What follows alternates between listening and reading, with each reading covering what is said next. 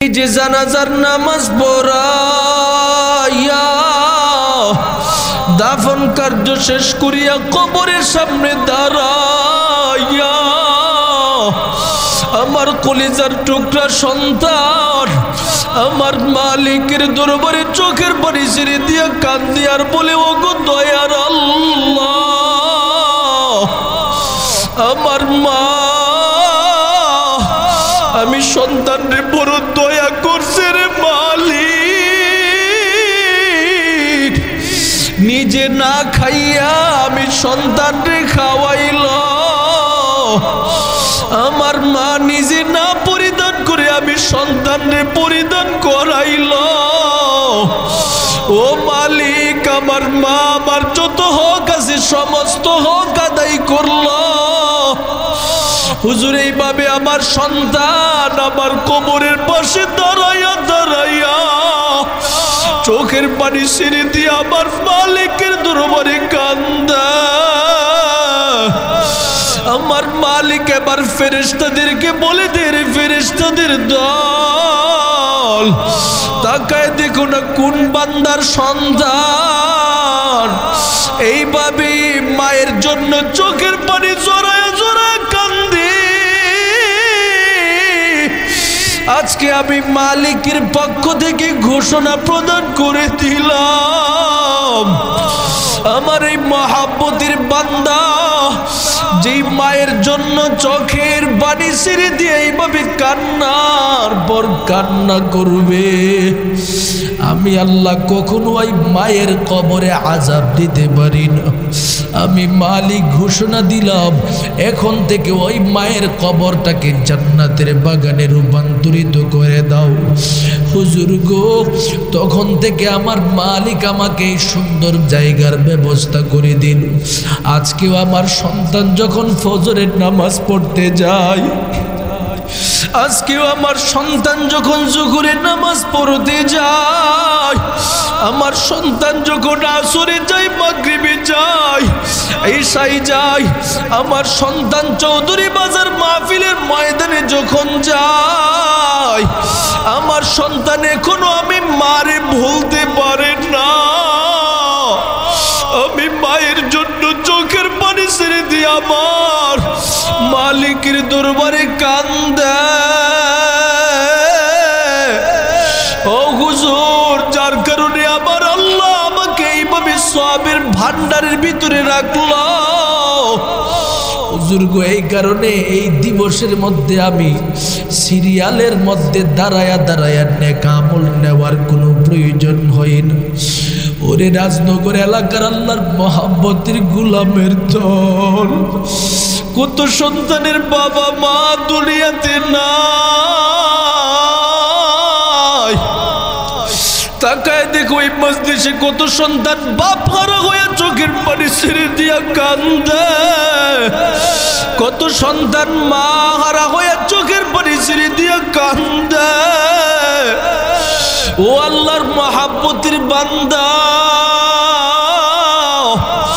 আমার মালিকের পক্ষ থেকে তোমাদের সম্মুখে ঘোষণা দেয়, এরে বান্দা, দুনিয়াতে যতদিন পর্যন্ত থাকবা আমি আল্লাহর পক্ষ থেকে তোমাদের সম্মুখে ওসিয়ত করে দেই, ওয়াসাইনাল ইনসানা বিওয়ালিদাইহি, তোমার বাপ মার ব্যাপারে আমি আল্লাহ পাক ওসিয়ত করতেছি, তাদের শুকরিয়া আদায় করো। তারা লালন পালন করে বড় করছে, আমি আল্লাহর যেমন শুকরগুজার করবা তাদেরও শুকরগুজার করবা। কেমনে করবারে গোলাম, আমি রবের পক্ষ থেকে ঘোষণা দিলাম, এক নাম্বার, ওয়ালা ফালা তানহারহুমা ফালা তাকুল লাহুমা, তাদের সাথে দুঃখ সূচক কোনো শব্দ উপস্থাপন করবা না। দুই নাম্বার, ওয়ালা তানহারহুমা, তাদের অবাধ্য হবে না। তিন নাম্বার, ওয়াকুল লাহুমা কাওলান কারীমা, তাদেরকে পরিপূর্ণভাবে সম্মান দিবা, সম্মানের সাথে কথা বলবা। চার নাম্বার, ওয়াখফিজ লাহুমা জানাহাজ যুল্লি মিনার রাহমা, তাদের জন্য সর্বহালাতে দয়াশীলতার ভিত্তিতে বিনয়ী হইবা, কখনো তাদের উপরে মাথা উঁচু করে তাকাবে না। 4 নম্বরে আমি আল্লাহ ঘোষণা দিয়ে দিলাম, ইম্মা ইয়াবলুগান্না ইনদাকাল কিবরা আহাদুহুমা আও কিলাহুমা ফালা তাকুল লাহুমা উফ। আমার মালিকের পক্ষ থেকে ঘোষণা প্রদান করে দেই, বান্দা তোমার মহাব্বতের বাবা মা যখন বৃদ্ধ হয়ে যাবে, বাবা মা যখন বৃদ্ধা হয়ে যাবে, তখন বাবা মার সামনে তোমার ব্যবহার মুআমালাটা হবে ফালা তাকুল লাহুমা উফ। তাদের দিলের ভিতরে এমন কষ্টদায়ক কথা উপস্থাপন করে দিবা না যার ফলে তাদের চেহারাটা মলিন হয়ে যায়, তারা দিলে বড় কষ্ট পায়। এমন শব্দ বাবা মার সামনে তুমি চয়ন করার সুযোগ নাই। ও যুবক ভাই, তোমাদের সম্মুখে দিলটা খুলে আমি কয়েকটা কথা বলতে এসেছি, মনোযোগের সাথে শুনে নাও। তুমি তো শুধু মনে করো নামাজ নামক ইবাদত তোমার উপরে ফরজ করা হয়েছে, রোজা তোমার উপরে ফরজ করা হয়েছে, যাকাত তোমার উপরে ফরজ করা হয়েছে। না রে যুবক ভাই, আমার মালিকের পক্ষ থেকে তোমার মা বাবার খেদমত করাটাকেও রব তোমার উপরে ফরজ করে দিছি। বাপ মার খেদমত যদি না করতে পারো যুবক, বাপ মার খেদমত না করতে পারলে আমার নবী ঘোষণা দেই, বাবা মা যদি একটা মুহূর্তের জন্য তোমার উপরে অসন্তুষ্ট হয়ে যায়, তোমার জিন্দেগি বরবাদ হয়ে যাবে, আমার রব তোমার উপরে অসন্তুষ্ট হয়ে যাবে। قال رسول الله صلى الله عليه وسلم رضا الرب برضا الوالدين وسخط الرب بسخط الوالدين। আমার নবী বলেন, যদি তোমার মহাব্বতের বাবা মা তোমার উপরে সন্তুষ্ট হয়ে যায়, আমার মালিক তোমার উপরে সন্তুষ্ট হয়ে যাবে। আর যদি তোমার মহাব্বতের বাবা মা তোমার উপরে কষ্ট পেয়ে বসে থাকে রে যুবক, আমার নবী ঘোষণা দেয়, মহাব্বতের বাবা মা কষ্ট নেওয়ার কারণে তোমার রব তোমার উপরে কষ্ট পেয়ে বসে থাকবি। জীবনে কত নামাজ আদায় করবা, জীবনে কত রোজা করবা, জীবনে কত হজ্জে বাইতুল্লাহ করবা, জীবনে কত জিকির করবা, জীবনে কত ইবাদত করবা, যদি সে ইবাদত নিয়ে আমার রবের দরবারে তুমি উপস্থিত হয়ে যাও, এদিকে যদি বাবা মার সাথে বেয়াদবির আলামত তোমার জীবনের মধ্যে থাকি, জীবনের যত ইবাদত আছে সব কিছু বরবাদ হয়ে যাবে। নাউজুবিল্লাহ বলেন। তোমার বাবা মা তোমার উপরে অসন্তুষ্ট মানে রব তোমার উপরে অসন্তুষ্ট। তোমার প্রধানমন্ত্রী যদি তোমার উপরে অসন্তুষ্ট থাকে, প্রধানমন্ত্রীর পক্ষ থেকে তোমার জন্য কোনো সহযোগিতা আসবে না। তোমার দেশের নেতা যদি তোমার উপরে অসন্তুষ্ট থাকে, যদি জানে তুমি ওই ব্যক্তির কাছে সহযোগিতা আনার জন্য গেছো, কখনো তোমাকে সে গ্রহণ করবে না, সহযোগিতা করবে না। কেন করবে না রে যুবক? কারণ তুমি তাকে কষ্ট দিয়ে বসে আছো, তুমি তাকে অসন্তুষ্ট করে বসে আছো, তাই তোমার উপরে তিনি সন্তুষ্ট না, তুমি তার কাছ থেকে কিছু পাওয়ার আশা করা যেতে পারে না। ঠিক তেমনিভাবে আমার নবী রহমতে আলম নবী ঘোষণা প্রদান করে দেয়, আমার মালিক তো এমন মালিক, বান্দা যা চাই সব কিছু দেওয়ার জন্য প্রস্তুত থাকি, বান্দার নামাজকে কবুল করার জন্য প্রস্তুত থাকি, বান্দার জিকিরকে গ্রহণ করার জন্য প্রস্তুত থাকি। কিন্তু বান্দার মধ্যে যদি এমন খারাপই খাসলত চলে আসে যার কারণে তার বাবা মা তার উপরে অসন্তুষ্ট, আমার আল্লাহ বলে, বান্দা তোমার জীবনের কোনো ইবাদত বাপ মা সন্তুষ্ট হওয়ার আগ পর্যন্ত আমি আল্লাহর কাছে কবুল হবে না। এরে যুবক, বাপ মা নামক মূল্য সম্পদ কেমন সম্পদ সেটা তোমরা বুঝতে পারো না, আমার নবীজি সেটা তোমাদের সম্মুখে বুঝাইয়া দিছি। একজন সাহাবী আমার নবীর দরবারে উপস্থিত হয়ে প্রশ্ন করতেছেন, যা রাজুলুন ইলান নবী সাল্লাল্লাহু আলাইহি ওয়াসাল্লাম, একজন ব্যক্তি আমার নবী রহমতে আলম নবীর নিকটে উপস্থিত হয়ে গেল। বলে, নবী গো, মান আহাক্কুন নাসি বিহুসনি সাহাবাতি, জমিনের মধ্যে মানুষদের মধ্য থেকে কোন ব্যক্তি আমার কাছে সবচেয়ে থেকে উত্তম খাসিয়ত পাওনা, উত্তম আখলাক পাওনা, সদাচরণ পাওনা, আমার নবী বলেন উম্মুকা, তোমার মা। আবার সাহাবী বলেন সুম্মা মান? আমার নবী বলেন উম্মুকা, তোমার মা। আবার সাহাবী বলেন সুম্মা মান? আমার নবী বলেন উম্মুকা, তোমার মা। আবার সাহাবী বলেন সুম্মা মান? আমার নবী বলেন আবুকা, তোমার বাবা। ও রাজনগর এলাকার আল্লাহর মহাব্বতের গোলামের দল, আমার নবী রহমতে আলম নবী ঘোষণা প্রদান করে দেয়, ওরে উম্মতের দলেরা শোনো, দুনিয়াতে মানুষ হিসেবে যদি তুমি কাউকে সম্মানই করতে যাও, ভালোই বাসতে যাও, আমি নবী তোমাদের ব্যাপারে ঘোষণা দিলাম, সবার আগে তুমি তোমার মাকে সম্মান করো, মাকে সম্মান করো, মাকে সম্মান করো। কেন করবা? কারণ তোমার মা তোমার জন্য 3 জায়গায় বড় কষ্ট করেছে। 1 নাম্বার হামালাতহু উম্মুহু ওয়াহনান আলা ওয়াহনিন, তোমার মা তোমাকে পেটে ধারণ করেছে, ধারণ করার যত কষ্ট আছে সব কিছু গ্রহণ করেছে। 2 নাম্বার, তোমার মহাব্বতের মা তোমাকে ডেলিভারি করতে যায় কি পরিমাণে কষ্ট করেছে। একজন মা যখন সন্তান প্রসব করার প্রস্তুতি নিয়ে নেয়, ঠিক এই মুহূর্তের মধ্যে পেটের ভিতরে সন্তান যখন একের পর এক একটা লাথি মারতে থাকে, মা জোরে জোরে চিৎকার মারিয়া সন্তানের বাবার কাছে বলতে থাকে, ও সন্তানের বাবা, আমার মন বলে সন্তান যেইভাবে আমার পেটের উপরে আঘাত করতেছে, দুনিয়াতে আমি বাঁচব না। শেষ পর্যন্ত বাবার কাছ থেকে অনুমতি নিয়া ঘরের যত আত্মীয় স্বজন আছে সবার কাছে যাই, শাশুড়ির কাছে যাই, শ্বশুরের কাছে যাই, ভাইয়ের কাছে যাই, চাচার কাছে যাই, চাচির কাছে যাই, মামার কাছে যাই, মামির কাছে যাই, সবার হাতে হাত রাখিয়া বলি, বাবা গো, যেইভাবে সন্তান পেটের উপরে এইভাবে আঘাত করতেছে, আমার মন বলে আমি বেঁচে তোমাদের কাছে ফিরব না। আমার সমস্ত অপরাধগুলো তোমরা সবাই আমার মাফ করে দিও। স্বামীর হাতের মধ্যে ধরে বলে, স্বামী গো, জীবনে কত অপরাধ করলাম, আপনি যদি আমার উপরে একটু কষ্ট নিয়ে বসে থাকেন, আমার যাওয়ার মতো কোনো পথ নাই। শেষ পর্যন্ত স্বামীও কান্দে, বিবিও কান্দে, দুজন মিলে একজন অপরজনের কাছ থেকে বিদায় নেয়। এবার সন্তান যখন প্রসব করবে, এক একটা লাথি আমরা মায়ের পেটে মারতাম, যার ফলে মা সহ্য না করতে পারিয়া একটা জোরে চিৎকার মারত। শেষ পর্যন্ত দুনিয়ার জমিনে আমাদের আগমন ঘটলো।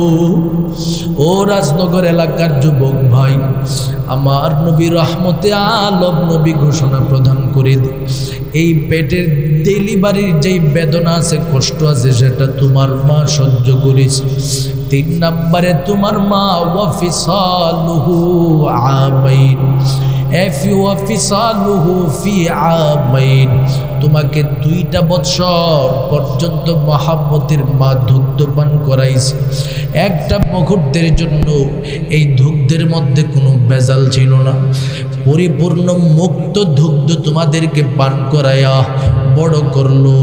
এইভাবে 3টা জায়গার মধ্যে তোমাদের জন্য মহাব্বতের মা বড় কষ্ট করেছে। তাই আমার নবী বলেন, ও সাহাবী, দুনিয়াতে যতদিন পর্যন্ত থাকবা মায়ের হক আদায় করবা, মাকে ভালোবাসবা, মাকে সম্মান করবা, মায়ের সামনে মাথা উঁচু করে কথা বলিও না। বাবার হকের কথা একবার বলি, আমার নবী বলে দেরি উম্মত, তোমার মহাব্বতের বাবা তোমাকে বড় করার জন্য কতই না কষ্ট করেছে। চৌধুরী বাজারে ব্যবসার দোকান খুলেছি, শুধু ব্যবসার কাজই পরিচালনা করে নাই, তোমাকে আল্লাহ পাক মুস্তাজাবুদ দাওয়া বানাইছি, নবী মোহাব্বত করে জুব্বা মোবারক দিয়া গেল। এত বড় যোগ্যতা তোমার মধ্যে কিভাবে আগমন করলো একটু বলো। ওয়াইস ইবনে আমের এবার বলেন, ও খলিফাতুল মুসলিমিন, আমি একদিন আমার নবী রহমতে আলমের নিকটে চিঠি প্রেরণ করেছিলাম, নবী গো আপনার সাক্ষাৎ পাওয়ার জন্য আমার দিলের ভিতরে বড় আকাঙ্ক্ষা গো নবী, আপনি যদি অনুমতি দেন তাহলে আমি ওয়াইস ইবনে আমের আপনার কাছে আগমন করব, আপনার সাথে সাক্ষাৎ করব। তবে নবী গো আমার বাড়িতে আমার মহাব্বতের বৃদ্ধা মাটা অসুস্থ, আমি যদি চলে যাই তাকে খেদমত করার মতো আশেপাশে কেউ থাকবে না। আমার নবীজির চিঠির অপর প্রান্তে জবাবে লিপিবদ্ধ করে দিয়েছিল, এরে ওয়াইস ইবনে আমের, এই মুহূর্তে আমি নবীর সাথে সাক্ষাতের চেয়ে থেকে তোমার জন্য গুরুত্বপূর্ণ তোমার মহাব্বতের মায়ের খেদমত করা। ও খলিফাতুল মুসলিমিন, সেদিন থেকে আমার মহাব্বতের মায়ের খেদমত আমি শুরু করে দিলাম। ও খলিফাতুল মুসলিমিন, এছাড়া আমার মধ্যে আর কোনো যোগ্যতা নাই। খলিফাতুল মুসলিমিন এবার তাকে বুকের মধ্যে জড়াইয়া ধরিয়া ডেকে ডেকে বলেন, এরে ওয়াইস ইবনে আমির, দুনিয়ার জমিনে একটা সন্তান মায়ের খেদমত করতে পারলে এত বড় মাকবুল হয়ে যায়। আজকে তোমার ঘটনার মাধ্যমে আমি স্পষ্ট হয়ে গেলাম। আজ থেকে আমি ঘোষণা দিলাম, দুনিয়াতে কোনো সন্তান যদি তার মহাব্বতে বাবা মায়ের খেদমত আন্তরিকভাবে করতে পারি, আল্লাহ পাক নিজে তোমার মতো ওয়াইস ইবনে আমেরের মতো বান্দা হিসাবে তাকে কবুল করে নিবি। সুবহানাল্লাহ। মহাব্বতের সাথে জবানটা খুলে বলুন আল্লাহু আকবার। আমার যুবক ভাই, মালিকের কাছে যদি তুমি নিজেকে মকবুল বানাতে চাও, গ্রহণযোগ্য বানাতে চাও, আমার মালিকের সামনে তুমি এমন একটা মুআমালার সম্মুখীন হও, বাপ মাকে তুমি এত সম্মানের জায়গায় রাখো, আমার মালিক আরশ থেকে তোমার প্রতিটা কাজ কবুল করে নেবে। সুবহানাল্লাহ। কিন্তু বর্তমানের হালাত, যুবক ভাইরা বাপ মার সামনে যায়, চেহারা মলিন করে কথা বলে, বন্ধু বান্ধবদের মায়ের সাথে কথা বলে, নিজের শ্বশুর শাশুড়ির সাথে কথা বলে, জীবনে কখনো তাদের দিকে মলিন নজরে তাকায় নাই, কিন্তু বাপ মার দিকে সে মলিন চেহারা নিয়ে তাকায়। আমার নবী বলেন, তুমি জানো না তোমার মহাব্বতের বাবা মার মহাব্বতের মায়ের চেহারার দিকে, বাবার চেহারার দিকে যদি তুমি হাসি মুখে তাকাও, বাংলাদেশে বসেও তুমি হজ্জে বাইতুল্লাহ করার সওয়াব তোমার আমল নামায় চলে আসবে। তুমি বাংলাদেশে বসে হজ্জে বাইতুল্লাহর সওয়াব পাইবে, অথচ বুঝি না বাপ মার গুরুত্ব যুবক সন্তান দিতে পারে না। দেখেন না, আল্লাহ বলেন মানুষদেরকে আমি ওসিয়ত করতেছি, গুরুত্ব দিতেছি। কেন গুরুত্ব দিতেছি রে মানুষ? তোমার বাপ মা তোমার কাছে বড় গুরুত্বপূর্ণ। বাপ মাকে যত বেশি তুমি সম্মান করবা, তত তোমার মর্যাদা আল্লাহ পাক বাড়াইয়া দিবে। সুবহানাল্লাহ। আর যদি বাপ মা তোমার উপরে কষ্ট পেয়ে বসে থাকে রে যুবক, অবস্থা কি হবে রে মুহাব্বতের গোলাম? আমার নবী রহমতে আলম নবী ঘোষণা প্রদান করে দেই, দুনিয়াতে কোনো সন্তান যদি তার বাবা মাকে কষ্ট দেয়, বাবা মার দিলে কষ্ট নিয়ে বসায় রাখি, মহাব্বতের বাবা মার দিল থেকে যদি বিন্দু পরিমাণে একটা ভুলেও বদদুয়া চলে আসে, যেইভাবে দোয়াটা আমার আল্লাহ কবুল করে নেই, সেইভাবে বদদুয়াটাও কবুল করে নেই। এর যুবক, ওই দিনও হাদিসের কিতাবের মধ্যে পড়লাম, আমার নবীজি বর্ণনা করেন, বনি ইসরাইলের একজন মহাব্বতের যুবক সন্তান ছিল, যার নাম ছিল জুরাইজ। এই ইতিহাসটা পৃথিবীর জমিনের সমস্ত আলেম সমাজ জানে, যেহেতু হাদিসের কিতাবের মধ্যে ঘটনাটা উপস্থাপন করা হয়েছে। আমি শুধুমাত্র রাজনগরের যুবক ভাইদের সম্মুখে স্মরণ করায় দিয়া যেতে আসছি। জুরাইজ নামক আল্লাহর বান্দা বড় বুজুর্গ ছিলেন, বড় নেককার ছিলেন। তার প্রতিটা মুহূর্ত আমার মালিকের জন্য কাটাই, প্রতিটা মুহূর্ত ইবাদতের মাধ্যমে কাটাই, জিকির আজকার নিয়ে কাটাই, প্রতিটা মুহূর্ত সেজদার মাধ্যমে কাটাই। একদিনের ঘটনার দিকে তাকালে দেখা যায়, জুরাইজ যে ইবাদত খানার মধ্যে অবস্থান করতেছিলেন, সে ইবাদত খানার দরওয়াজার সম্মুখে দাঁড়ায়া মহাব্বতের মা ডাকতেছে, রে জুরাইজ, এই মুহূর্তে তোমাকে আমার বড় প্রয়োজন, চলে আসো। মা ডাকতেছে, জুরাইজ আবার নামাজের মধ্যে দাঁড়ানো, কি করবে?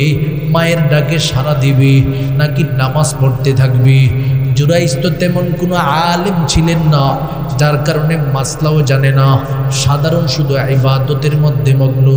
এরে মুমিন, এখান থেকে একটা বিষয় ভালো করে বুঝতে হবে, যে কোনো বিষয়ের ইলম জানা প্রতিটা মানুষের জন্য বড় জরুরি। আপনি যদি নামাজ পড়েন, নামাজের ইলম জানা জরুরি। তাহাজ্জুদ পড়েন, তাহাজ্জুদের ইলম জানা জরুরি। আপনি যদি জিকির করেন, জিকিরের ইলম জানা জরুরি। আপনি যদি হজ করেন, হজের ইলম জানা জরুরি। আপনি যদি উমরা করেন, উমরার ইলম জানা পরিপূর্ণভাবে আপনার জন্য জরুরি করা হয়েছে। এভাবে প্রতিটা ইলম জেনে জেনে যদি আপনার জীবনটাকে ইবাদতের মাধ্যমে সাজাতে পারেন, আমার নবী রহমতে আলম নবী ঘোষণা প্রদান করে দেই, প্রতিটা ইবাদত সহজভাবে মালিকের কাছে কবুল হয়। জুরাইজ নামক সেই যুবক সন্তান ইলম না জানা থাকার কারণে তাহাজ্জুদের সময় দেয়, কিন্তু মায়ের আওয়াজটাকে গুরুত্ব দিতে পারে না। রাকাতের মধ্যে দাঁড়ায়া আল্লাহু আকবার বলে হাত বেঁধে বেঁধে নামাজ পড়তেছি। জুরাইজ আবার চিন্তা করতেছে, সলাতি ওয়া উম্মি, সলাতি ওয়া উম্মি, আমার নামাজ আমার মা, আমার নামাজ আমার মা। নামাজের মধ্যে থাকেই চিন্তা করতেছি। শেষ পর্যন্ত ইউরাজ্জিহু সালাত, তিনি তার নামাজটাকেই প্রাধান্য দেয়, মাকে প্রাধান্য দেয় না। আবার মহাব্বতের মা তাকে ডাকতেছে, সন্তান আবার নামাজ হালাতে বলতেছে, সলাতি ওয়া উম্মি, আমার নামাজ আমার মা। কাকে প্রাধান্য দিব? ইউরাজ্জিহু সালাত, সেখানেও তিনি তার নামাজকে প্রাধান্য দেয়। আবার তৃতীয়বার মহাব্বতের মা ডাক দেয়, এরে জুরাইজ চলে আসো, বড় জরুরত পড়েছে। জুরাইজ তখনও বলে, সলাতি ওয়া উম্মি, আমার নামাজ আমার মা, কাকে আমি প্রাধান্য দিব? শেষ পর্যন্ত মহাব্বতের মাকে প্রাধান্য দিতে পারে নাই, নামাজকে প্রাধান্য দিয়েছে। নফল নামাজকে প্রাধান্য দেওয়ার ফলে মা এবার দিল থেকে একটা বদদুয়া দিয়া দেয়, এরে জুরাইজ, তুমি যেহেতু আমি মায়ের কোনো কথার গুরুত্ব দাও নাই, আল্লাহ যেন তোমাকে একজন পতিতা নারীকে না দেখায় মৃত্যু না দেই। এই যে বদদুয়াটা দিয়া দিল, এরে মুমিন, এই বদদুয়াটার সাথে সাথে আমার মালিকের কাছে কবুল হয়ে গেছে। নাউজুবিল্লাহ বলো মুসলমান। বাপ মার কাছ থেকে বদদুয়া নেওয়া যাবে? নেওয়া যাবে না। দেখেন কি হালাতটা হয়। মা তো এখন বদদুয়া দিয়ে দিছে। নবীজি বলেন, এবার জুরাইজের হালাত হলো, জুরাইজ যেহেতু এলাকার সব মানুষ বড় পছন্দ করে, বড় ভালোবাসে, জুরাইজের কাছে মানুষ দোয়া নিতে আসে, তেল ফোড়া নিতে আসে, এরপরে পানি পরা নেওয়ার জন্য আসে, সন্তানগুলোকে নিয়ে আসে মাথায় হাত বুলায় দেওয়ার জন্য। একটা মানুষ যখন রবের কাছে কবুল হয়, তখনই তো তার কাছে মানুষ দোয়া নিতে যায়। কথা কোন ঠিক কি না? তখনই তার কাছে দোয়া নিতে যায়। তখন জুরাইজ এভাবে তার সময় পার হচ্ছে। হঠাৎ করে একদিন ওই যুগের যে বাদশাহ আছে, বাদশার কাছে বিচার গেছে যে একটা নারী সন্তান জন্ম দিয়েছে, কিন্তু তার বাবার পরিচয় নাই। নাউজুবিল্লাহ বলবেন না। সন্তান জন্ম দিয়েছে কিন্তু বাবার পরিচয় নেই। নারীটাকে এবার বাদশার দরবারে আনা হলো, জিজ্ঞাসা করা হলো নারীকে, এই মেয়ে, তুমি জবাব দাও, তোমার সাথে যে সন্তানটা তুমি জন্ম দিয়েছ আমরা দেখতে পাচ্ছি, এই সন্তানটার বাবাকে?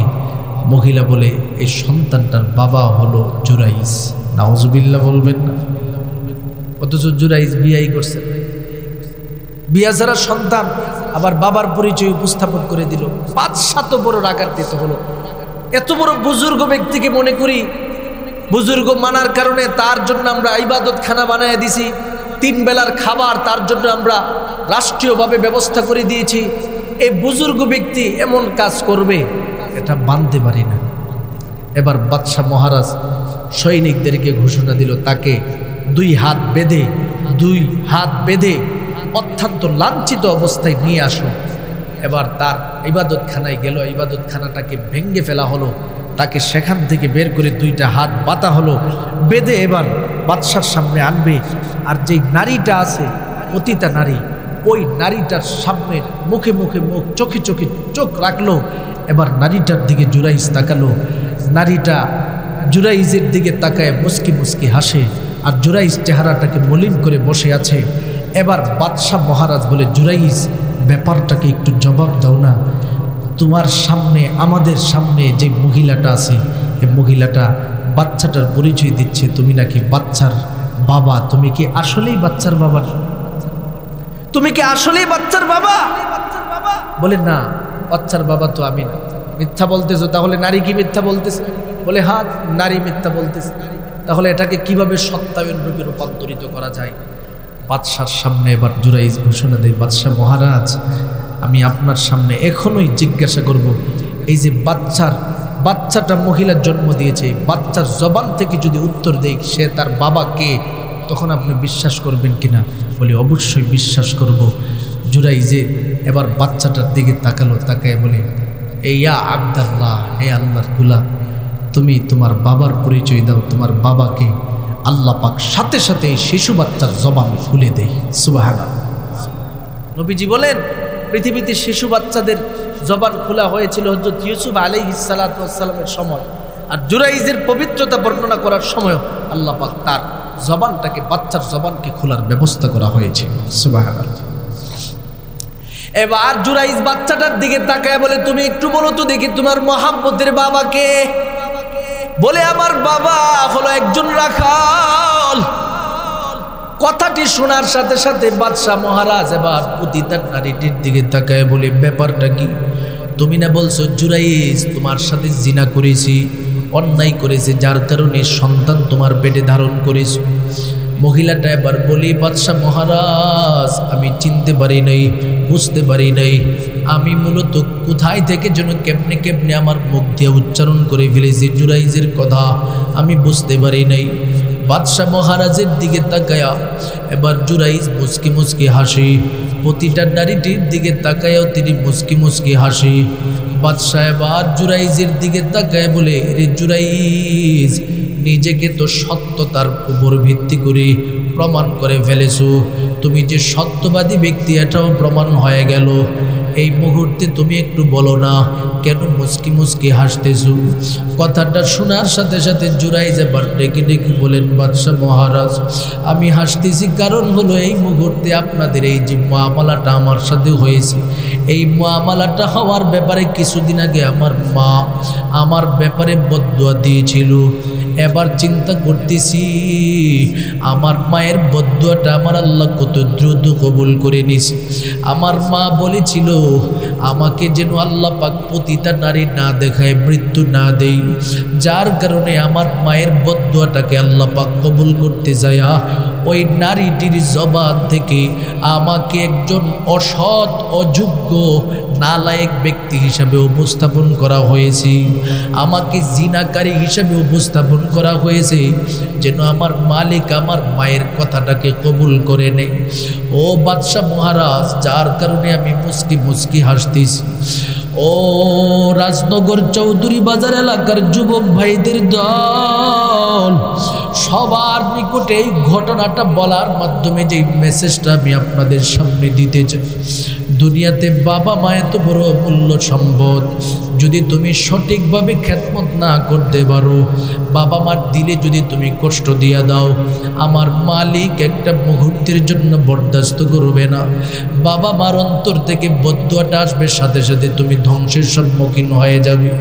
শুধু তার মধ্যেই তো সীমাবদ্ধ নয়, বাবা মাকে কষ্ট দেওয়ার পরে দুনিয়ার জমিনেই শুধু লাঞ্ছনা না, আখিরাতের জিন্দেগির মধ্যেও লাঞ্ছনা উপভোগ করতে হয়। জবান থেকে কালিমা নসিব হবে না, আখিরাতের জিন্দেগি তোমার কবর ভালো হবে না, হাসর ভালো হবে না, জান্নাত পাবে না। কারণ আল জান্নাতু তাহতা খুদামিল উম্মাহাত, মহাব্বতের মায়ের পদতলে তোমার জন্য জান্নাত। যদি তিনি তোমার উপরে সন্তুষ্ট থাকে, তোমার জন্য জান্নাত নির্ধারিত। এ কারণে আমার রবের পক্ষ থেকে ঘোষণা প্রদান করে দেয়, এরে আমার মহাব্বতের গোলামের দলেরা, আমি আল্লাহর শুকরিয়া আদায়ের পরে মহাব্বতের বাবা মার শুকরিয়া আদায় করবা। এক নাম্বার পদ্ধতি শুকরিয়া আদায়, ফালা তাকুল্লাহুমা উফ, তাদের সামনে দুঃখ সুযোগ কোনো বক্তব্য উপস্থাপন করবা না। দুই নাম্বার ওয়ালা তানহারহুমা, তাদের অবাধ্য হবে না। তিন নাম্বারে আল্লাহ ঘোষণা প্রদান করে দেয়, ওয়াকুল্লাহুমা কাউলান কারীমা, মহাব্বতের বাবা মার সাথে সম্মানের সম্মানের আচরণ করবা, সর্বোচ্চ সম্মান নিয়ে কথা বলবা। 4 নম্বরে আল্লাহ বলে, বান্দা বাবা মার উপরে তুমি শুকরিয়া আদায় কেমনে আদায় করবা? ওয়াখফিজ লাহুমা জানাহাদ যুল্লি মিনার রাহমা ওয়াকুর রাব্বিরহামহুমা কামা রাব্বায়ানি সগীরা। সবাই পড়েন, রাব্বিরহামহুমা কামা রাব্বায়ানি সগীরা। ও রাজনগর এলাকার আল্লাহর মহাব্বতের গোলামের দলেরা, আমার রবের পক্ষ থেকে আমাদেরকে শিখায় দেই, বান্দা বাপ মার শুকরিয়া আদায় তুমি কেমনে করবা? 3টা পদ্ধতি বলার পরে আবার 4 নাম্বার পদ্ধতি বলে, ওয়াখফিজ লাহুমা জানাহাদ যুল্লি মিনার রাহমা। বাবা মার সাথে তুমি দয়ার সাথে বিনয়ের ব্যবহারটা করো, অর্থাৎ বিনয়ী হয়ে যাও, দয়াশীলতার আচরণ করো। বাবা মার সাথে এমন আচরণ করিও না যার ফলে তোমাকে রাজার মতো মনে হয়, বাবা মাকে প্রজার মতো মনে হয়। বাবা মার সাথে এমন ব্যবহার করবে না যার ফলে তোমাকে নেতার মতো মনে হয়, আর বাবা মাকে তোমার একজন সাধারণ কর্মচারীর মতো মনে হয়। এইভাবে চলা যাবে না, বরং নিজেকে সর্বহালাতে বিলীন করে বাপ মার সম্মুখে বিনয়ের ব্যবহার করবা, দয়াশীলতার ব্যবহার করবা। শুধু তার মধ্যেই সীমাবদ্ধ নয়, 5 নম্বরে তাদের শুকরিয়া আদায় করবা।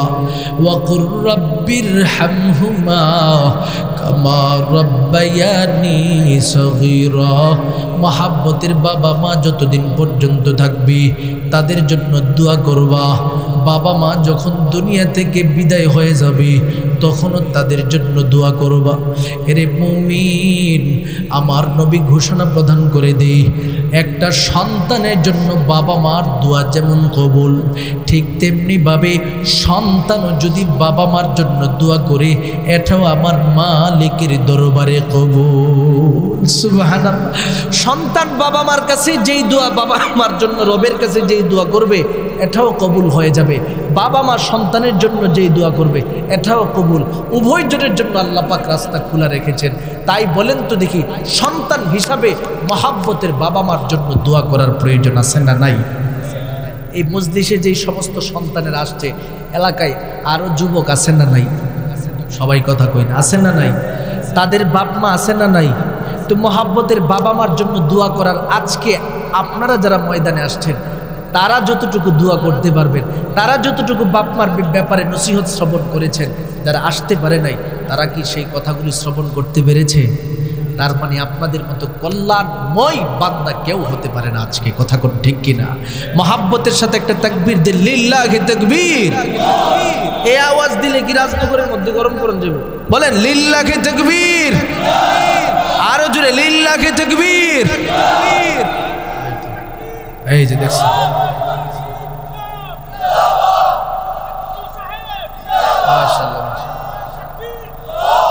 গরম লোক পাইছি একজন, আল্লাহ কবুল করুক। সবাই বলে না আমিন।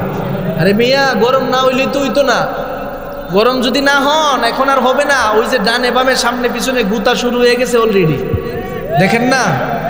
ভারত থেকে অলরেডি বাংলাদেশের উপরে আক্রমণ করার চিন্তাও তারা করতেছে। এজন্য মুসলমানিত্বের ঈমান যদি টিকিয়ে না রাখতে পারেন, শাহজালাল রহমতুল্লাহি আলাইহির মতো যদি এই তাকবীর না দিতে পারেন, এই বাংলার জমিনকে রক্ষা করা বড় কঠিন হয়ে যাবে।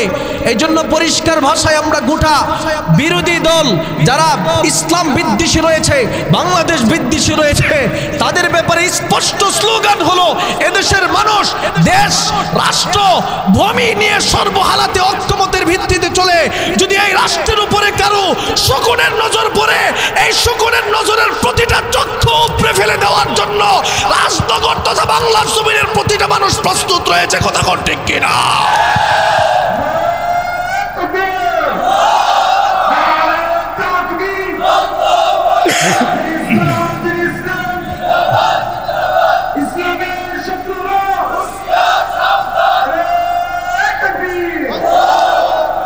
বাংলাদেশ নিয়ে মোটামুটি ষড়যন্ত্র চলতেছে। আজকে আমাদের বাংলাদেশ অন্তর্বর্তীকালীন যে সরকারের প্রধান রয়েছেন, বাংলাদেশের সমস্ত রাজনৈতিক দলদেরকে নিয়ে বসছেন। ওনার পক্ষ থেকে যে সুন্দর বক্তব্যটা এসেছে, বক্তব্যটা শুনে বড় ভালো লাগছে। তিনি বলেন, ছাত্ররা দেশের মধ্যে স্বৈরাচার মুক্ত করার জন্য যখন মাঠে নেমেছিল, তখন তাদের জীবন দিতে দিতে একের পর এক সামনে যায়, জীবন দেয়, সামনে যায়। একজন পুলিশকে স্বরাষ্ট্রমন্ত্রী বলে, ব্যাপারটা কি মানুষ, এরা সামনে আসে কেন, তোমরা গুলি করো না। এবার পুলিশ স্বরাষ্ট্রমন্ত্রীর কাছে জবাবে বলে, মন্ত্রী মহোদয়, কেমনে আমরা গুলি করে তাদেরকে ফালাবো?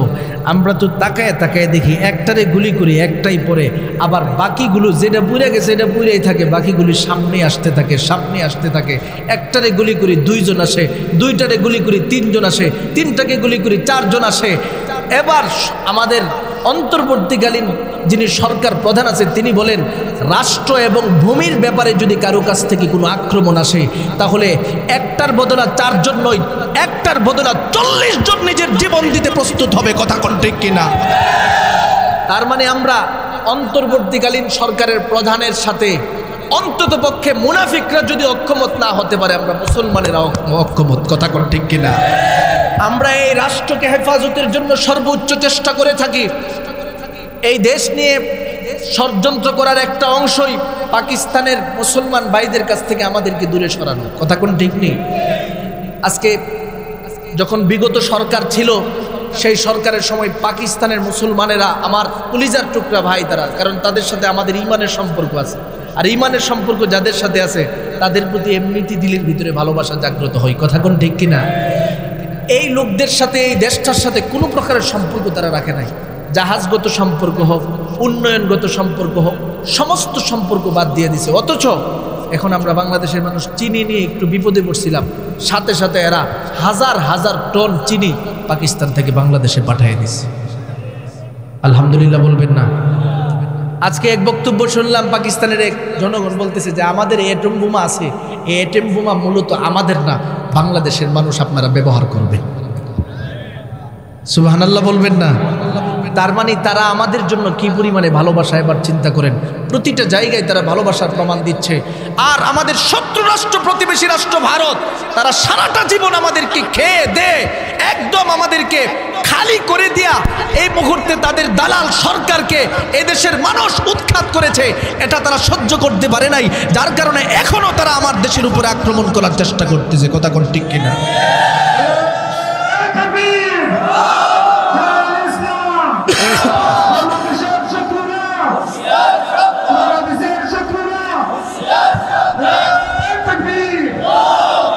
সংগ্রাম চালিয়ে যেতে হবে ভাই। আমাদের এখানে যারা অধিকাংশ লোক আছেন ছাত্র মনে হইতেছে, অধিকাংশটা ছাত্র, ঠিক না?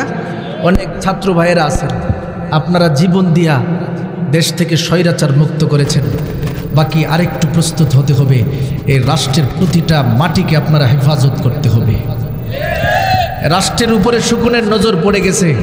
আমরা আলেম সমাজ যারা বিভিন্ন অঞ্চলে আছি, প্রতিটা জায়গায় আমরা সর্বোচ্চ পাহারাদারির দায়িত্ব পালন করছি। তারা এখন চেষ্টা করতেছে হিন্দু এবং মুসলমানদের মধ্যে দাঙ্গা লাগায় দেশটাকে অস্থিতিশীল করা যায় কিনা। আমরা এটা করতে দিব না। কথা কোন ঠিক কিনা?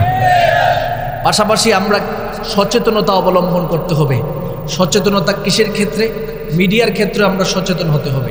এদেশের মধ্যে সবচেয়ে থেকে বড় ধরনের বাংলাদেশের শত্রু হিসাবে যে মিডিয়া আছে, 2টা মিডিয়া আছে। একটার নাম হলো আপনার কালের, একটার নাম হলো প্রথম আলো, আর একটার নাম হলো ডেইলি স্টার। বলেন তো দেখি, এটা রাষ্ট্রের চাই থেকে তারা ইসলাম বিরোধী সবচেয়ে বেশি। আপনারা বলেন তো দেখি, এই যে গত ফেনীতে বন্যা হয়েছিল, আপনারা শুনছেন নি যে লক্ষ মানে হাজার হাজার টন চাল, ডাল, খাবার শুধুমাত্র মুসলমানদের একটা সংগঠন আসুন্না ফাউন্ডেশন থেকে বন্টন করা হয়েছে, ঠিক নেই? বন্টন করা হয়েছে মানে আপনার ভার্সিটি, স্কুল, কলেজ সব কিছু মিলাইয়া যারা কালেকশন করছে, টাকা পয়সা উঠায় তাদের জন্য যে খাবার দাবার নিয়ে গেছে, এর চেয়ে থেকে আরো 10 থেকে 20 গুণ বেশি পরিমাণে খরচ যেই সংগঠনটা করছে তার নাম হলো আসুন্না ফাউন্ডেশন। কথা কোন ঠিক কিনা? কিন্তু প্রথম আলোর প্রতিটা নিউজ সেই সময় আমরা দেখেছিলাম, প্রায় শুধু বন্যার্থদের জন্য যারা সহযোগিতা করেছে তাদের নাম তারা লিপিবদ্ধ করতে গিয়ে প্রায় 7 থেকে 8টা লেখা কলাম তারা উপস্থাপন করেছে জাতির সামনে। একটা কলামেও আসুন্না ফাউন্ডেশনের নাম নাই। নাউজুবিল্লাহ বলবেন না? সেখান থেকে আমরা স্পষ্ট হয়ে গেলাম যে তারা তো আসলেই খারাপ। এই পত্রিকাটা মানুষদেরকে আসলে ইসলামের প্রতি মানুষ আকৃষ্ট হবে বলে, ইসলামকে মানুষ ভালোবাসবে বলে তারা এই পত্রিকার হাজার হাজার জনতা যে পত্রিকাটা দেখে, এই পত্রিকার মধ্যে মুসলমানদের নাম আনে নাই, আসুন্নাহ ফাউন্ডেশনের নাম আনে নাই। শুধু সেটা নয়, স্বৈরাচার সরকার থাকা অবস্থায় তারা আলেম, আমাদের মতো যারা পাগড়িওয়ালা মানুষ, টুপিওয়ালা মানুষ, তাদেরকে দেখে দেখে সন্ত্রাস জঙ্গিবাদের নাটক সাজাইতো। কথা কোন ঠিক কিনা? আর এই নাটক সাজানোর পিছনে সবচেয়ে থেকে বেশি পরিমাণের ইন্ধন দিয়েছে যে পত্রিকাটা, তার নাম হলো প্রথম আলো। কথা কোন ঠিক নেই? এটার একটা রিপোর্ট ইদানিং কালের কণ্ঠ পত্রিকায় একটা রিপোর্ট আসছে। আপনারা যারা রেগুলার সংবাদ দেখেন বা সংবাদ পড়েন বা ভিডিও পর্যন্ত দেখেন, কালের কণ্ঠ পত্রিকার যে ভিডিওটা তারা ভিডিও আকারে উপস্থাপন করেছে, সেখানের মধ্যে প্রথম আলোর যত প্রকারের আপনার ইসলাম নিয়ে বিদ্বেষ আছে সব কিছু উপস্থাপন করেছে। এর মধ্যে প্রধান হলো, তাদের দাবি হলো, যদি আপনার এলাকার মধ্যে দেখতে পান যে আপনার ছেলেটা ভালো, নামাজি, বাপ মার কথা শুনে, মাদক থেকে দূরে থাকে, সবসময় নীরবতার ভিত্তিতে চলার চেষ্টা করে, স্কুল কলেজের মধ্যে মেধাবী ছাত্র এবং ইয়াবা খায় না, মাদক সেবন করে না, সিগারেট খায় না, তাহলে আপনারা বুঝবেন সে জঙ্গি হয়ে গেছে। নাউজুবিল্লাহ বলবেন না? আচ্ছা আপনারা বলেন তো দেখি, একটা ছেলে যদি মাদক সেবন না করে সে কখনো খারাপ হতে পারে? সবাই বলেন। একটা ছেলে যদি বাপ মার সাথে ভালো আচরণ করে, সম্মানের আচরণ করে, ভালোবাসার আচরণ করে, কাছে থাকলে একটু গরম গরম লাগে, হুম দিও লাগে, তো আমরা ঠান্ডা লাগে না কাছে থাকলে। আল্লাহ কবুল করুক, সবাই বলে না আমিন। আচ্ছা, মহাব্বতের বাপ মার সাথে একটা ছেলে ভালো আচরণ করবে, কখনো কষ্ট দিবে না, ধার্মিকতার ভিত্তিতে চলবে, এটা কি কখনো খারাপ ছেলেদের কাজ হতে পারে? কিন্তু তারা বলতেছে এটা জঙ্গিবাদের লক্ষণ। নাউজুবিল্লাহ বলবেন না? এইভাবে প্রতিটা মুহূর্তে মুহূর্তে আমার সুসন্তানগুলোকে ধ্বংস করে দেওয়ার জন্য এই দালাল মিডিয়াগুলো অপচেষ্টা চালিয়েছে। পরিষ্কার ভাষায় ঘোষণা প্রদান করছে আজকের রাজনগরের এই মজলিস থেকে, প্রথম আলোর নিষিদ্ধতার ব্যাপারে এদেশের আলেম সমাজ একের পর এক এদেশের সরকারের কাছে ঘোষণা প্রদান করছে। আজকে আমরা ঘোষণা প্রদান করছি, প্রথম আলোকে দেশের মধ্য থেকে নিষিদ্ধ করা হোক, নিষিদ্ধ করা হোক, নিষিদ্ধ করা হোক। কারা কারা একমত রয়েছেন আপনাদের হাতটুকু আমার আল্লাহকে হাত দেখায় দেন, হাত দেখায় দেন।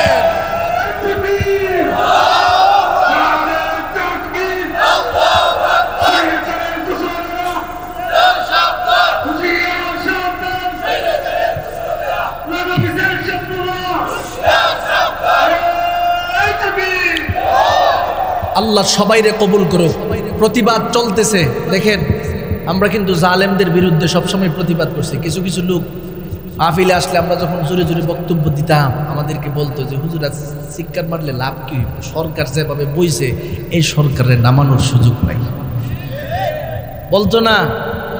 আমার আল্লাহ পারছেনি, দুপুরের খানাটাও খেতে পারে নাই। কথা কোন ঠিক নেই? খানাটাও খাবার সুযোগ পাইছে। আমার রব আমরার মতন তো ধৈর্যহীন না, রব ধৈর্যের সাথে করে, যখন করার তখন করে। কথা কোন ঠিক কিনা? আমাদের কাজ যে কোনো বিষয়ের ব্যাপারে প্রতিবাদ চালিয়ে যাওয়া। কথা কোন ঠিক কিনা? প্রতিবাদ চালিয়ে যেতে হবে। হঠাৎ করে দেখবেন আমাদের কথা কাজে মিলাইয়া পরে চিন্তা করে দেখবি ঠিকই তো আছে। আলেম সমাজরাই তো প্রথম আলোর ব্যাপারে এটাকে নিষিদ্ধ করার ঘোষণা প্রদান করা হয়েছিল, আমরা তো এটা মানি নাই। এরা আস্তে আস্তে ধীরে ধীরে এরা যে আসলেই দেশের শত্রু, রাষ্ট্রের শত্রু, বিশেষ করে বাংলাদেশের শত্রু, এটা আস্তে আস্তে তারা অনুধাবন করতে পারবে। কথা কোন ঠিক কিনা? আমাদের কাজ প্রতিবাদ চালিয়ে যাওয়া। কথা কোন ঠিক নেই? এ কারণে আমি যে বিষয়টা কথা বলতেছিলাম, দেখছেন কথা, আপনাদের গরম গরম কথা বলতে বলতে আপনার হঠাৎ করে এই আলোচনার ভিতরে ঢুকে গেছি। মূলত আমারে কিন্তু নরম আলোচনা আজকে দিচ্ছে, কিন্তু মানুষটা তো গরম, ফাঁকে ফাঁকে গরম কথা বলা লাগে না, এই জন্য চলে গেছে আরেক দিকে। মূলত আলোচনা ছিল বাপ মার উপরে আলোচনা, চলে গেছি গরম আলোচনার দিকে। এরপরেও শরীরটা একটু গরম হয়েছিনি, মাঠটা গরম হয়েছিনি, বাকি কান্নার জন্য প্রস্তুত হইতে হইব। মহাব্বতের সাথে ডানে বামে তাকাবেন না, রবের জন্য আমরা একটু কান্নার জন্য প্রস্তুত হব। আমি যেই কথাটা বলতেছিলাম সেটা হলো, আমার আল্লাহ ঘোষণা প্রদান করেন, বান্দা দুনিয়াতে তোমার মহাব্বতের বাবা মার সাথে তুমি আচরণ করবা। আচরণের যে রাস্তাটা আছে সব বর্ণনা করতে যায় 5 নম্বরে আমি বলেছিলাম, আল্লাহ বলেন তোমার বাবা মার জন্য তুমি সন্তান দোয়া করো। দোয়া করলে এই দোয়াটা আমি আল্লাহ কবুল করি। কেমনে কবুল করে? আমার আল্লাহ নিজে বলেন, তিনটা জিনিস যদি পৃথিবীতে কোনো বাপ মা রেখে দিয়ে যেতে পারে, দুনিয়াতে বাপ মা যতদিন থাকবে ততদিন তো সোয়াব পাবেই। বাবা মা কবরে চলে গেলেও আল্লাহ পাক তার সোয়াবের ভান্ডার প্রতিটা মুহূর্তে মুহূর্তে কবরে দান করে দিবেন। সুবহানাল্লাহ। এটা আমাদের সবার জন্য আল্লাহ পাক এই মেসেজটা দিয়েছে। قال رسول الله صلى الله عليه وسلم إذا مات بني آدم انقطع عنه عمله إلا من ثلاث من صدقة جارية أو علم ينتفع به أو ولد صالح يدعو له أو كما قال عليه الصلاة والسلام। আমার নবী রহমতে আলম নবী ঘোষণা প্রদান করে দেয়, ও দুনিয়ার মানুষ ভালো করে শুনে নাও, তুমি যখন কবরে চলে যাবে তোমার যত আমলের রাস্তা আছে সব রাস্তা বন্ধ হয়ে যাবে। তবে এর উম্মতের দলেরা তিনটা রাস্তা এমন রয়েছে যা কখনোই বন্ধ হবে না। এক নাম্বার হলো মিন সাদাকাতিন জারিয়া, সাদাকায়ে জারিয়ার রাস্তাটা তোমাদের জন্য খোলা হবে। অর্থাৎ তুমি একটা ঈদগার মাঠ দিয়ে গেছো, একটা মসজিদ বানায় দিয়ে গেছো, এলাকার মধ্যে জনকল্যাণমূলক কাজ করে দিয়ে গেছো, মানুষের উপকার করে দিয়ে গেলা। প্রতিটা মুহূর্তে যতদিন পর্যন্ত তুমি থাকবা তোমার আমল নামার মধ্যে তার প্রতিটা সওয়াবের অংশ বিশেষ যাবে। মাদ্রাসা বানায় দিয়ে গেছো, মাদ্রাসার মধ্যে যত সন্তান শিক্ষায় শিক্ষিত হবে, কোরআন শিখবে, দিন শিখবে, প্রতিটার সওয়াব তোমার কবরের মধ্যে পৌঁছে দেওয়া হবে। দুই নম্বরে আমার নবী রহমতে আলম নবী ঘোষণা প্রদান করে দেয়, আও ইলমিন ইয়ানতাফিউ বিহি, যদি মহাব্বতের কোনো একটা ছাত্র কোনো উস্তাদ দুনিয়াতে রেখে দিয়ে যেতে পারে, কোরআন শেখায় গেল, হাদিস শিখায় গেল, উস্তাদ দুনিয়া থেকে বিদায় হয়ে যায়, ছাত্র এখনো দুনিয়াতে আছে, মাদ্রাসায় পড়াইতেছে, হাদিস পড়াইতেছে, তাফসির পড়াইতেছে, কায়দা পড়াইতেছে, যে কোনো কিছু পড়াক না কেন, উস্তাদ কবরে যতদিন পর্যন্ত থাকবে ছাত্রের প্রতিটা সওয়াবের অংশ উস্তাদের কবরের মধ্যে যেতে থাকবে। সুবহানাল্লাহ। এবার তিন নাম্বার হলো আমাদের মৌলিক বিষয়। আমার নবী বলেন, আওয়ালাদিন সালিহিন ইয়াদউ লাহু, রহমতে আলম নবী ঘোষণা প্রদান করে দেয়, দুনিয়াতে কোনো বাবা যদি একটা নেককার সন্তান দুনিয়াতে রেখে দিয়ে যায়, একটা মা যদি নেককার কোনো একটা সন্তান মানব জাতির সম্মুখে রেখে দিয়ে যেতে পারে, ওই নেককার সন্তান দুনিয়াতে যতদিন পর্যন্ত থাকবে রে মুমিন, ততদিন পর্যন্ত বাবা মার কবরে সওয়াবের ভান্ডার যেতে থাকবে। ও রাজনগর চৌধুরী পাড়া এলাকার আল্লাহর মহাব্বতের গোলামের দলেরা, একটু চিন্তা করে দেখেন কেমন সন্তান দুনিয়ার জমিনের মধ্যে রেখে গেছে। আজকে এই মজলিসের মধ্যে কত সন্তান বসা রয়েছে, নেককার হওয়ার কারণে এই মজলিসটার মধ্যে বসে বসে বাবা মার জন্য কিছু ইসালে সওয়াব করে যাবে, কিছু দোয়া করে যাবে। এমন একটা সন্তান দুনিয়াতে রেখে দিয়ে যাবে, যেই সন্তানটা 5 ওয়াক্ত নামাজি হবে, সন্তানটা নামাজি হবে, রোজাদার হবে, জিকিরওয়ালা হবে, চৌধুরী বাজারের সম্মেলন হলে সেখানে উপস্থিত হবে, রাজনগরের যে কোনো জায়গায় সম্মেলন হবে সেখানে উপস্থিত হয়ে অন্ততপক্ষে আলেমদের সাথে হাতটাকে মিলায়া বাপ মার জন্য দিলটা খুলে একটু দোয়া করে যাবে। এরে মুমিন, এমন নেককার সন্তানের প্রতিটা দোয়া বাপ মা কবরে থাকিয়া পাইতে থাকে। এরে মুমিন, আল্লাহর বান্দাদের দলেরা, একজন মহাব্বতের মা, মহাব্বতের বাবা দুনিয়াতে যদি একটা সন্তান নেককার রেখে দিয়ে যায়, কিভাবে দোয়াটা তার কবরে যায়। প্রতিটা মুহূর্তে সব সময় আমি একটা ঘটনা বলে উদাহরণ দিয়ে থাকি। শাইখুল হাদিস জাকারিয়া রাহমাতুল্লাহি আলাইহি ঘোষণা প্রদান করে দেয়, একজন আল্লাহর একটা বুজুর্গ বান্দা ছিলেন, কওমি মাদ্রাসার ছাত্র। তিনি সব সময়, তার একটা আদত ছিল, অভ্যাস ছিল, কোথাও কোনো কবরস্থান পাইলে কবরের পাশে দাঁড়ায়া দাঁড়ায়া সমস্ত কবরবাসীদের জন্য ইসালে সওয়াব করত, দোয়া করত, সমস্ত কবরবাসীদের জন্য মাগফিরাত কামনা করত। একদিন তিনি একটা কবরের পাশে দাঁড়ায়া গেল, সূরা ফাতিহা তেলাওয়াত করলেন, দুরূদ পড়লেন, ইস্তিগফার পড়লেন, সূরা ইখলাস 3 বার পাঠ করে আমার মালিকের দরবারে দোয়া করে বলে, আল্লাহ এতক্ষণ যত সওয়াব আমি তালাশ করেছি প্রতিটা সওয়াব কবরবাসীদের জন্য ইসাল হিসাবে করে দেয়া গেলাম। আল্লাহ আপনার দয়ায় প্রত্যেকটা কবরে আপনি ইসাল করে দেন, পৌঁছায় দেন।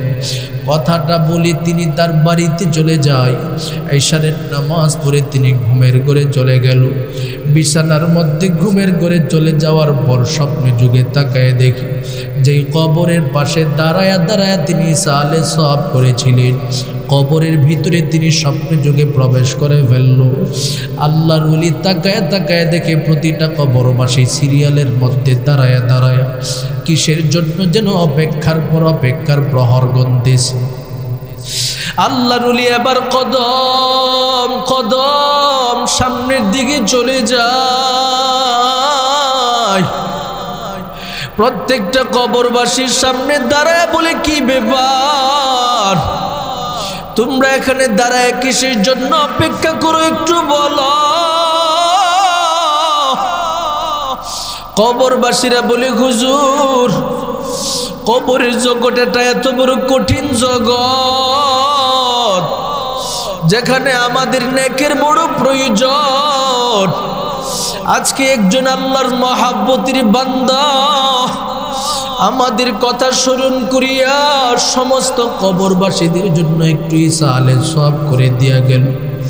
প্রতিটা সওয়াবের অংশ বিশেষ আবার আমাদের সম্মুখে বন্টন করার জন্য একজন ব্যক্তিকে দায়িত্ব দেওয়া হলো, তিনি সেই বন্টনকৃত প্রতিটা বিষয় আমাদের সম্মুখে দিবে, আমরা সেটা নিয়ে চলে যাব। অল্প অল্প করে যদি এই সওয়াবগুলো কবরবাসীদের জন্য মানুষ দেয়, এটাই আমরা পেয়ে যাই। এর রাজনগর এলাকার আল্লাহর বান্দাদের দলেরা এই জন্য দুনিয়াতে যতদিন পর্যন্ত থাকবো কবরওয়ালারা বড় অসহায়, একদিন আমরাও কিন্তু কবরে যাব। এই জন্য কবরওয়ালাদের পাশে দাঁড়াইয়া যদি পারো সূরা ইখলাস 1 বার পাঠ করবা, 2 বার পাঠ করবা, 3 বার পাঠ করবা, আমার মালিকের দরবারে দোয়া করে দিয়া যাইবা, আল্লাহ গো আমার প্রতিটা সওয়াব কবরবাসীদের জন্য পাঠায়া দেন। এইভাবে কোনো সন্তান, কোনো আল্লাহর বান্দা যদি কবরবাসীদের জন্য প্রতিটা দিন এইভাবে দিতে পারে, কবরবাসীরা বড় উপকৃত হয়। আল্লাহর ওলি এবার কদম কদম চলতে চলতে চলতে চলতে গিয়া দেখে বিশাল বড় একটা বিল্ডিং দেখা যায়। চতুর্দিকে বিল্ডিংয়ের গ্লাস ফিট করা। দূর থেকে তাকায় দেখে একজন বৃদ্ধা মহিলা বড় আরামে স্বাচ্ছন্দ্যে ঘুমের ঘরে আছে। তার ডানে বামে 2 জন খাদেমা খেদমত করতেছে।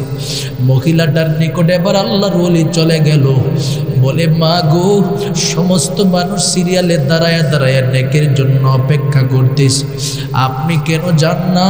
আপনি কেন এত আরামে স্বাচ্ছন্দ্যে ঘুমের ঘরে আছে?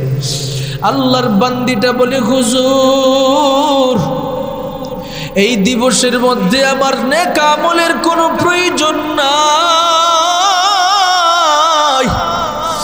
হুজুর এবার আশ্চর্যান্বিত নজরে ডেকে ডেকে বলেন, মা গো, আমি তো জানি কবরে যদি কোনো মানুষ থাকে মানুষের নেকের বড় প্রয়োজন, অথচ আপনার কেন নেকের প্রয়োজন নাই? এবার আল্লাহর বান্দিটা ডেকে ডেকে বলেন, হুজুর আমার মালিক দুনিয়াতে আমাকে একটা সন্তান দান করেছিল, ওই সন্তানটারে আমি সুন্দরভাবে নিরলস পদ্ধতিতে দিনের শিক্ষায় শিক্ষিত করালাম। আমার সন্তান নামাজমুখী হয়, দিনমুখী হয়, কোরআনমুখী হয়, আমার সন্তান নবীর সুন্নতমুখী হয়। হঠাৎ আমি মা যখন কবরের ঢাক চলে আসে, আমার সন্তান দেরি করে নাই, পাগলের মতো বাড়িতে চলে আসে। আমি মারে আমার মহাব্বতের সন্তান দাফন করলো, নিজে জানাজার নামাজ পড়াইয়া দাফন কার্য শেষ করিয়া কবরের সামনে দাঁড়াইয়া আমার কলিজার টুকরা সন্তান আমার মালিকের দরবারে চোখের পানি ছেড়ে দিয়া কান্দি আর বলে, ওগো দয়ার আল্লাহ, আমার মা আমি সন্তানরে বড় দয়া করছে রে মালিক, নিজে না খাইয়া আমি সন্তানরে খাওয়াইল, আমার মা নিজে না পরিধান করে আমি সন্তানরে পরিধান করাইল। ও মালিক, আমার মা আমার যত হক আছে সমস্ত হক আদায় করল। হুজুর এইভাবে আমার সন্তান আমার কবরের পাশে দাঁড়াইয়া দাঁড়াইয়া চোখের পানি ছেড়ে দিয়ে আমার মালিকের দরবারে কান্দা। আমার মালিক এবার ফেরেশতাদেরকে বলে দে, রে ফেরেশতাদের দল, তাকায় দেখো না কোন বান্দার সন্তান এইভাবে মায়ের জন্য চোখের পানি জড়ায় জড়ায় কান্দে। আজকে আমি মালিকের পক্ষ থেকে ঘোষণা প্রদান করে দিলাম, আমার এই মহাব্বতের বান্দা যেই মায়ের জন্য চোখের পানি ছেড়ে দিয়ে এইভাবে কান্নার পর কান্না করবে, আমি আল্লাহ কখনো ওই মায়ের কবরে আযাব দিতে পারি না। আমি মালিক ঘোষণা দিলাম, এখন থেকে ওই মায়ের কবরটাকে জান্নাতের বাগানে রূপান্তরিত করে দাও। হুজুর গো, তখন থেকে আমার মালিক আমাকে এই সুন্দর জায়গার ব্যবস্থা করে দিল। আজকেও আমার সন্তান যখন ফজরের নামাজ পড়তে যায়, আজকেও আমার সন্তান যখন জোহরের নামাজ পড়তে যায়, আমার সন্তান যখন আসরে যায়, মাগরিবে যায়, ঈশায় যায়, আমার সন্তান চৌধুরী বাজার মাহফিলের ময়দানে যখন যায়, আমার সন্তান এখনো আমি মারে ভুলতে পারে না। আমি মায়ের জন্য চোখের পানি ছেড়ে দিয়ে আমার মালিকের দরবারে কান্দে। ও হুজুর, যার কারণে আমার আল্লাহ আমাকে এইভাবে সওয়াবের ভান্ডারের ভিতরে রাখলো। হুজুর গো, এই কারণে এই দিবসের মধ্যে আমি সিরিয়ালের মধ্যে দাঁড়ায়া দাঁড়ায়া নেক আমল নেওয়ার কোনো প্রয়োজন হয় না। ওরে রাজনগর এলাকার আল্লাহর মহাব্বতের গোলামের দল, কত সন্তানের বাবা মা দুনিয়াতে নাই, তাকায় দেখো এই মজলিসে কত সন্তান বাপ হারা হয়ে চোখের পানি ছেড়ে দিয়া কান্দে, কত সন্তান মা হারা হয়ে চোখের পানি ছেড়ে দিয়া কান্দে। ও আল্লাহর মহাব্বতের বান্দা, আমার মালিকের পক্ষ থেকে তোমাদের সম্মুখে ঘোষণা দেয়, এরে বান্দা, দুনিয়াতে যতদিন পর্যন্ত থাকবা আমি আল্লাহর পক্ষ থেকে তোমাদের সম্মুখে ওসিয়ত করে দেই, ওয়াসাইনাল ইনসানা বিওয়ালিদাইহি, তোমার বাপ মার ব্যাপারে আমি আল্লাহ পাক ওসিয়ত করতেছি, তাদের শুকরিয়া আদায় করো। তারা লালন পালন করে বড় করছে, আমি আল্লাহর যেমন শুকরগুজার করবা, তাদেরও শুকরগুজার করবা।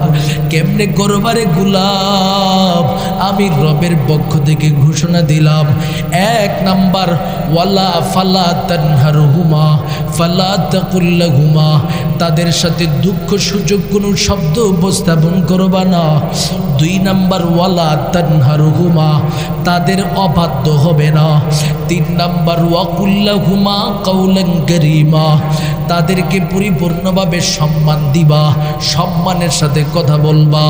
4 নাম্বার ওয়াখফিজ লাহুমা জানাহাজ্জুল মিনার রাহমা, তাদের জন্য সর্বহালাতে দয়াশীলতার ভিত্তিতে বিনয়ী হইবা, কখনো তাদের উপরে মাথা উঁচু করে তাকাবে না। 4 নম্বরে আমি আল্লাহ ঘোষণা দিয়ে দিলাম, ওয়াকুর রব্বিরহামহুমা কামা রব্বায়ানি সগীরা, মহাব্বতের বাবা মার জন্য এইভাবে দোয়া করবা।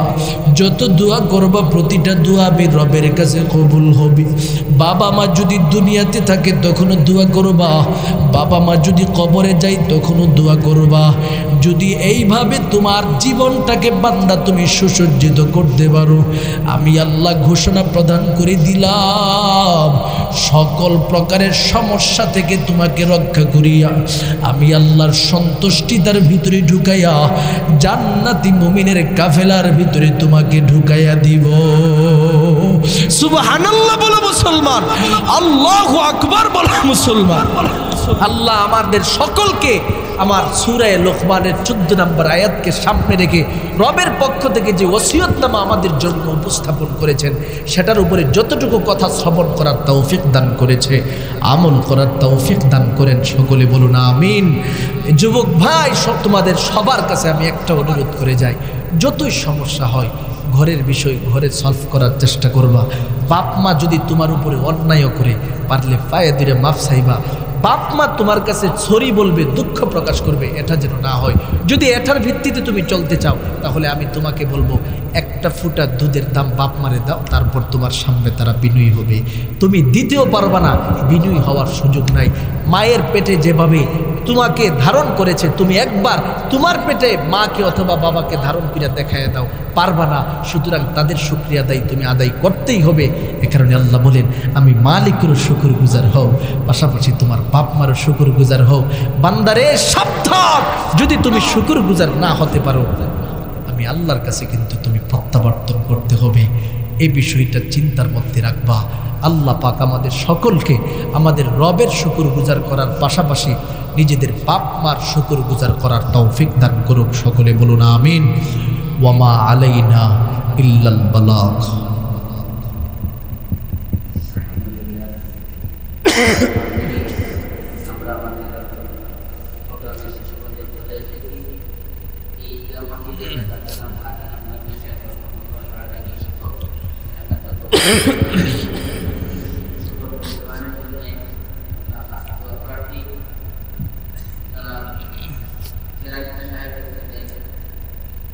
Gracias.